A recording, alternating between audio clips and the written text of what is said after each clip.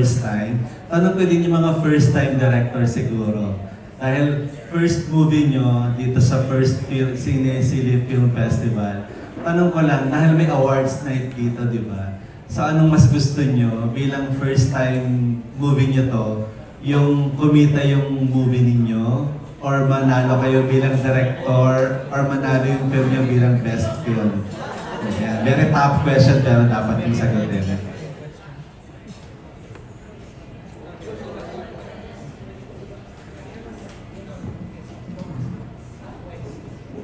Ano nga po ulit yung question? Ano yung gusto mo? Manalo ka bilang best director at best film yung film mo? Or kumita yung movie? Kumita na lang po para may pera. Hindi, sabi ko nga sa actors ko, dapat hindi kami magpadala sa pressure kasi since festival to, so technically it's a competition. Sabi ko sa kanila, pag naging proud sila sa gawa namin, okay na sa akin yan. So, pera na lang. Parang pera ko ba yung si Direk naman na isa. Yan. Dalawa lang kayo na first time, di ba? Na first film nito. Dalawa, tatlo. Sa akin naman po, sa akin kasi gusto ko lang na maging maganda yung pelikula eh. I mean, regardless of the award. Tsaka gusto ko rin pong parang I've worked with different projects na rin kasi sa VMX and nagkakaroon sila ng prejudice about the projects na, ay VMX ganyan lang sila, ganyan. So, ang gusto ko lang po talaga is mabigyan ng boses yung erotic films na parang hindi porket erotic film ito ay wala na siyang saysay, wala siyang boses and all. So, that's why, nung ginawa namin tong film na to, we made sure na itong film ay magkakaroon ng boses at hindi siya, kumbaga, maging aware yung tao na hindi porket VMX film yan ay i-skip nyo na. Yun yung joke eh. Gusto natin na pag VMX film or regardless kung anong film, even if it's erotic, papanoorin siya because may tema, may boses, at maganda. So, yun po. So, yun, regardless of the award or what, mas dun po kami sa impact ng pelikula. So, yun po. Ayaw mo rin ng award. Joke lang. Hello po. Kung tatanungin talaga kami kung anong gusto namin, gusto talaga namin ng pera. Para mabayaran namin lahat ng mga pagkakautang ng movie natin. Hindi, bilang first timer, kinakabahan kasi ako eh. First time ko eh. Bilang first time ko sa pagiging director ng movie na to, award talaga ang habol ko. Kasi kapag nandyan yung award, nagka-follow na siya eh, na lahat ng tao naniniwala na sa'yo. Lahat ng makakita sa'yo, makakilala sa'yo, maniniwala, magaling to gumawa, kaya niyang gumawa. So sa tulad ko na matagal ako sa industry na nag-start ako as production assistant, kay Direk Macalejandre, kay Direk Joey Lamangan, kay Direk Mario, kay Direk Wendy Ramas.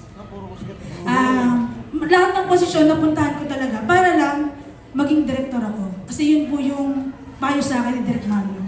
So yun, talagang award yung hanap namin, hindi lang dahil nagmamakaawa kayo magkaroon ng award. Kasi gusto namin patunayan na kahit nagkaroon ng maraming problema yung story na to, gusto kong ipakita na maganda ang story ni Blue. Yun ba? Thank you. Thank you. Yung second question ko to Martin saka kay Tony, yeah.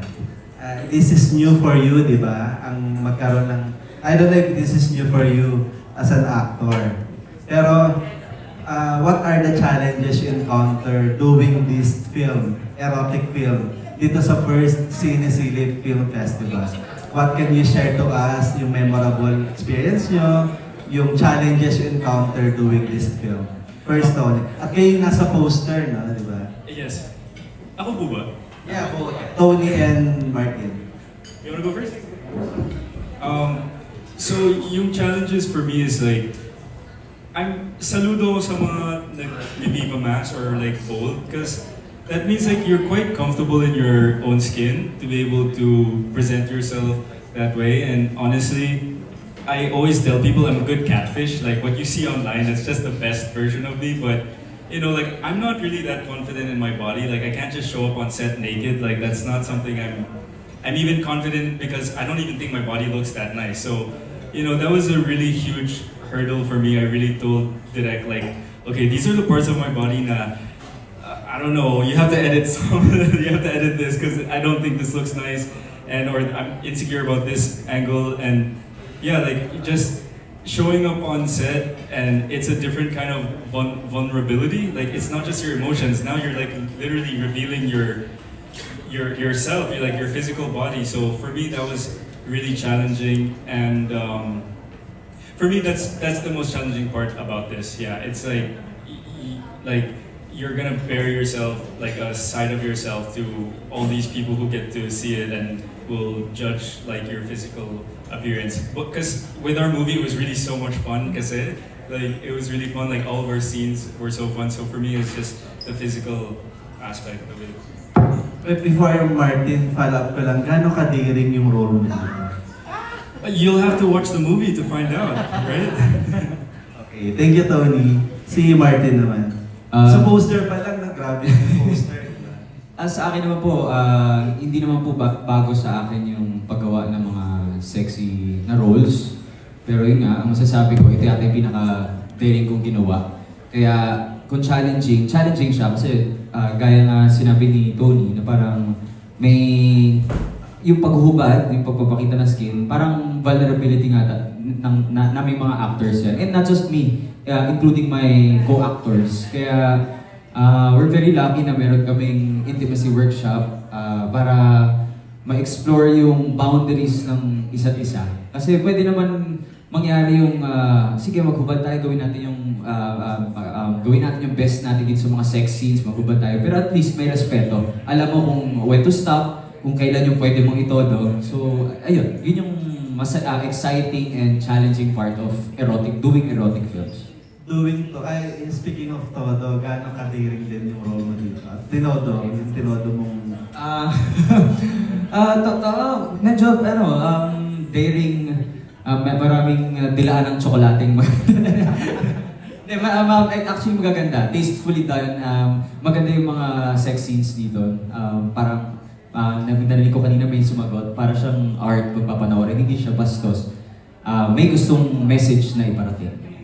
Okay, thank you and congratulations everyone. Thank you, Phoebe. Thank you. Okay, next up, we would like to welcome questions from Natalie Tomada from Philippine Star.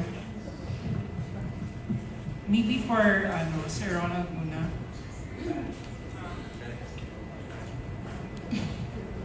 Gaano ba ka like did you mas tamer ba? Mas tamer pa tong mga films dito compared to the platform? No. No, okay. Sila walang Pinakamataas na rating. So, Pwede. I Kasi think, iyan. mapapanood naman lahat ng versions eventually. Okay. And then what can you tease? I know you're not supposed to reveal the jury, pero what can you tease about The jury members? Okay, the jury members will be composed of 3 members only, so parang odd numbers para madaling break up the time. And then the jury members will be composed of 2 directors, 2 film directors, and 1 animated director. That's it. And well, my last question is, or whoever who wants to answer this question from the directors, when it comes to executing yung mga erotic scenes, how do you make sure na yung set is safe? Sir? May safety protocol. Sorry, hindi. Paano ba namin ginawang safe? Pero sa akin kasi importante yung rapport. So first and foremost, dahil due to the limitation of the budget, sorry, I work with my friends, industry colleagues, ganyan, people who have helped me build this film. So may ganung comfort na I was working with people I know. And then, rapport building din with actors that, you know, matagal ko nang kakilala. Except si Tony, na talagang very grateful ako na tinanggap niya tong project na to. Siguro yung paano ginaranti yung safety, mahalaga sa akin yung naiintindihan nila yung ginagawa nila. Na importante sa akin yung comfort. Kaya yung sinasabi ni Tony na struggle niya na yun, importante sa akin yun as the filmmaker na I made sure na kung ano man, kahit sabihin ko sa kanya na hindi naman eh, pero kung he feels na uncomfortable siya kahit sabihin ko na maganda siya, susundin ko yung gusto niya. Kasi importante sa akin yung comfort no artista. Dahil totoo yun, na pag naguhubad sila sa'yo, di lang naman sila basta nagpapakita ng balat, di ba? Nagpapakita sila ng katawan na kaunting tao lamang ang pwedeng nakakita. So that level of trust should be rewarded. And that for me is keeping the set safe. Okay. How about the other directors? Especially yung may mga cast na may mga women. Thank you.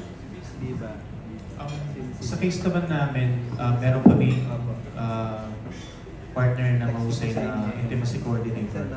So isa kasi sa mga requirements ko before starting the pre-prod is kailangan yung intimacy coordinator kasi yun nga, kailangan namin i-normalize yung pagkakaroon ng gano'n. Tapos in case sa set naman, alam ng mga actors namin na medyo mahirap siya kasi medyo strict yung aming intimacy coordinator. So meron kaming proper modesty kits. Minsan kahit uncomfortable silang suot or matagal silang iset up, kailangan sila. Sa set naman, may close set kami pag sa mga intimate scenes, especially meron kaming intimate scenes sa outdoors. So yung mga kailangan lang sa set ang nandoon. Ako mismo, wala ako sa hot set. Mga 80% of the time, nasa labas ako ng set. Ang nandoon lang ay ang mga yung kinakailangan ng mga gaffer or AD ko nandoon. Yun. Tapos meron kami mga nudity riders, may mga waivers kami. May one-on-one calls sila sa intimacy coordinator before we shoot. And lahat yun nadadaan dun sa intimacy coordinator namin. So yun, shoutout kay Miss Regina De Vera. Siya yung aming intimacy coordinator dito. So yun, we made sure na safe yung set. And we partnered with mostly women sa set. Yung AD ko is babae, like producer namin is babae, mga makeup artist, mga ano. So yun, even yung isang camp-up namin si Ate Mai Calapardo is babae din. So minimal lang yung lalaki sa set, kahit very masculine yung aura ko and yung aura ng team ko.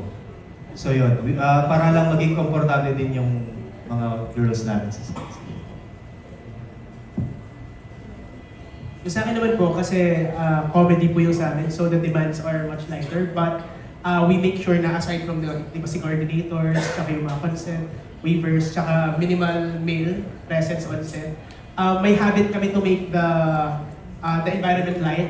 Like, ang habit namin, every time na magkakaroon ng sex, i-demo ko, tsaka ng AD, yung dun sa mismong bed, para masabi ko sa actors na if you can do it, we can also do it.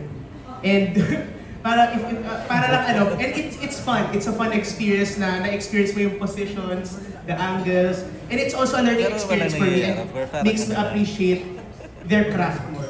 So that's it. Yung position na. Kami naman po, tinrato namin yung sex scene na parang action scene. So, bago kami nag-shoot, nag-rehearse na kami sa Manila. So, lahat nung hawak sa bewang, hawak sa leeg, lahat yun may acting score. Tapos, syempre, yung pinaka-basic, tatanungin mo yung, since ang katrabaho ko ay 3 girls, syempre tatanungin mo yung mga restrictions nila at kailangan yun masunod. So, meron kami isang scene sa beach. Isang sex scene sa beach. So, minake sure talaga namin na may yung daanan ng mga tao, parang ilang meters yun, 100 meters away, may nakabantay na doon at walang makakapasok na kahit sino. So, ayun. Sa amin naman po, sa Haplos sa Hangin, bago kasi kami namili ng artista, so minake sure namin na integral yung sex scene sa material. And then we pitched it sa mga artista namin. So sinend muna namin yung script. Tapos once na mag-agree sila, so doon. So malinaw na ito yung sex scenes natin. And then we made sure na may intimacy workshop. And then tulad po kay Direct Pox, ni-rehearse na rin namin kung ano yung mga possible sex scenes during the intimacy workshop. And then sa intimacy workshop, pinatanong na namin kung ano ba yung mga boundaries ng mga artista. Kung alin lang ba yung pwedeng hawakan, alin lang ba yung pwedeng halikan. So ganun po yung naging process namin. And then sa set, we made sure na secured sila. And sinasabi ko nga lagi, even yung pag-joke tungkol sa body parts, bawal. So talagang strict ako doon. Even kasi sa mga VMX projects ko din, pag nag-i-ED ako, sobrang strict ko. Bawas tao talaga. And then yun, unang-unang rule ko, kailangan secured yung set. Kasi very vulnerable yung mga artista, yung mga, lalo na yung pag may mga intimate scenes. So, kailangan for me na secured sila para makapag-perform sila kasi ang hirap ng ginagawa nila. So, yun. Minade sure namin na secure yung mga artista namin during intimate scenes. So, yung situation namin, I think, is a lot like Direct PC. Kasi yun nga, the traditional that we do, bawas tao on set. Even if yung crew namin is very small na to begin with. So, bawas pa from that very small composition. And I really would like to talk on behalf of the artists kasi it's all their own experience and how they went through the filming. Pero I can really say na yung set kasi namin was composed of really respectful people. Very similar din kay Direct BC na almost half or even more yung women naman on set compared din sa male. Parang even our camera department was down to like 6 people lang.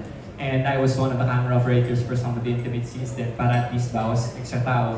May AD as well as a female, tapos yung si Choreo. So we went through that stages and we really tried to alleviate yung tension kasi nga performing something this, I would say daring or this parang sincere out of our actors. We have to place our shoes, we have to step in their shoes then of how they're going through the experience. So that's how we went about the shooting. Sa amin naman, kakaiba kasi yung nangyari sa paggawa namin eh. Mas marami yung mga babae, mas nag-iisa yung lalaki. So kung titignan mo talaga yung yung look nilang lahat, talagang lulubog yung lalaki. Kaya dito sa sa idea namin na pinag-aralan namin kung paano siya aangat, ginawa namin yung mga step by step na bago siya i-roll, kailangan meron siyang gagawin para hindi ko sinabing may gagawin siya sa katawan niya. Pero yun nga, para lumabas yung katawan niya. And then, yung mga safety na sabi nga ng ibang director, yes, gagawin namin siya. Pero sa sobrang konti ng staff and crew namin, talagang sobrang, minsan dalawa na lang yung nasa loob ng set namin. And then, yung ginagawa namin, yung writer kasi namin naging AD ko na rin dahil nga sa sobrang talaga sa tao. So ginagawa namin ni Blue yung positioning, kung ano yung gagawin, kung ano yung formation. Yes, nag-isa kasi akong babae sa set. So mahirap sa part ng babaeng director pala dahil first time kong gumawa ng erotic film na pumisisyon at yakapin yung lalaki. Kasi dati nag-ED ako, pero mas madali yung mag-ED ka eh. Pero yung magde-direct ka, tapos pagagalawin mo yung mga lalaki sa katawan mo, ang hirap talaga niyang gawin. Pero yun, dahil na rin sa tulong ng mga artist namin, mas napadali kami, lalo na yung mga locations. Dahil nga, ako na rin yung nag-VFX nung aming film, kaya ko kasing dayain yung location. So, additional rin talaga na yung mga girls namin talagang magagaling din. So, thank you po. Ayun po. Thank you very much for very detailed. Sounds really safe.